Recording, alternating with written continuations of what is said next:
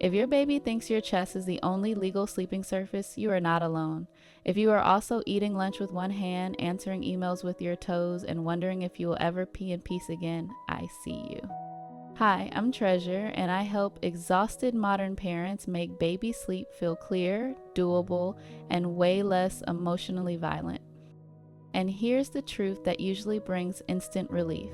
Contact naps are not proof you spoiled your baby or created some permanent bad habit. They are proof your baby is built to feel safest and most regulated near you, especially when sleep is light and transitions are hard. Let's start with what's really driving this. Most contact nap only situations come from a few predictable patterns, not a character flaw in you or your baby. One pattern is timing. If your baby is being put down a little too early, they treat the crib like a suspicious suggestion. If they are being put down a little too late, their body goes into fight mode and your arms become the only place they can finally let go. Another pattern is regulation. For some babies, especially sensitive or sensory-seeking babies, your heartbeat, warmth, and steady pressure is the calming cue. The crib is not wrong, it just does not yet feel familiar enough for their nervous system. Another pattern is the transfer itself. A baby can be fully asleep on you and still pop wide awake the moment their back hits the mattress because the temperature changes, the angle changes, and suddenly the world feels different. Now let's talk about what helps, starting tonight.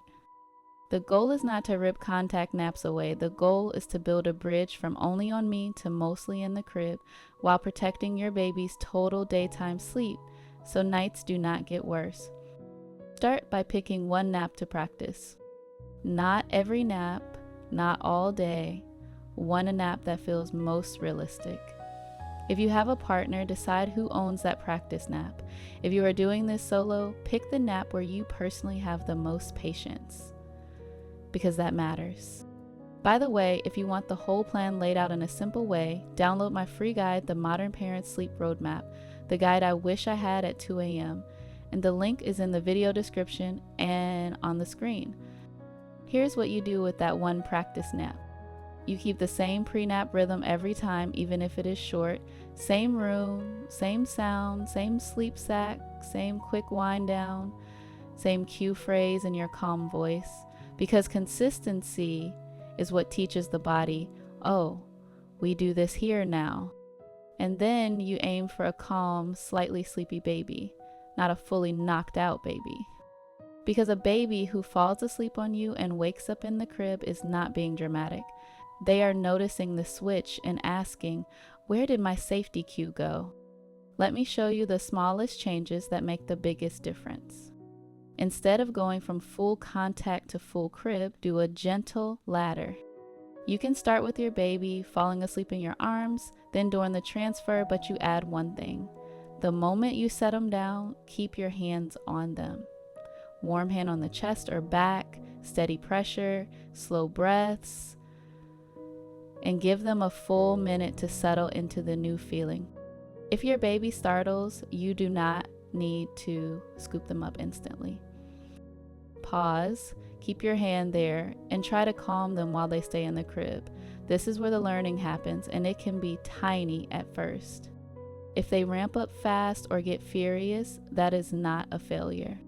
That is feedback. You rescue the nap on your body so the day does not fall apart, and you try again tomorrow with a slightly different setup. This is the split nap strategy, and it saves parents. You practice the start in the crib, and if it becomes a short nap, you finish it however you need to. That way you get progress and protection at the same time. Now let's make sure the crib has the best chance of working. If the room is bright, the crib nap is automatically harder. Darkness helps the body stay asleep through lighter cycles.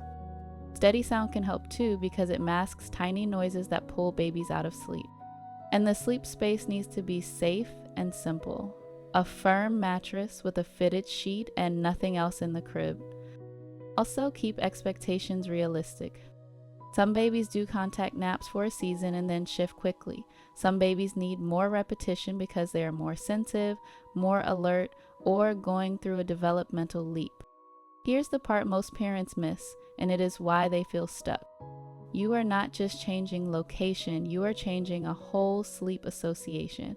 That means your baby will ask for the old way for a bit, especially at the lightest part of the nap. So you are looking for trends, not perfection.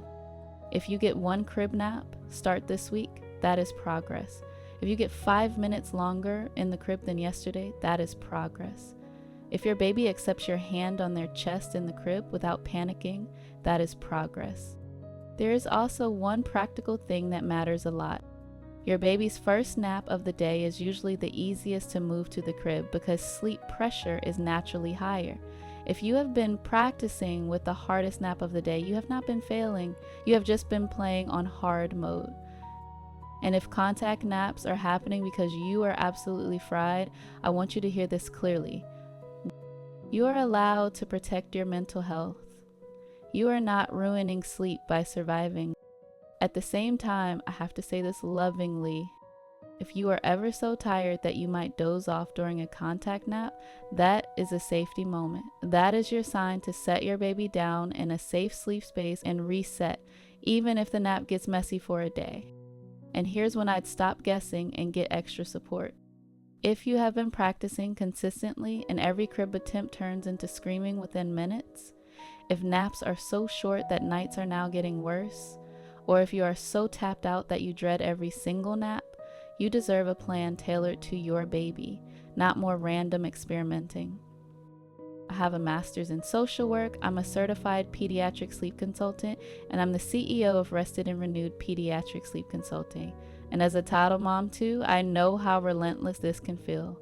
If you want me to look at your baby's exact pattern in your real life schedule and build a plan you can actually follow, you can book a consultation with me through Rested and Renewed. And if you are not ready to book yet, start with my free Modern Parent Sleep Roadmap.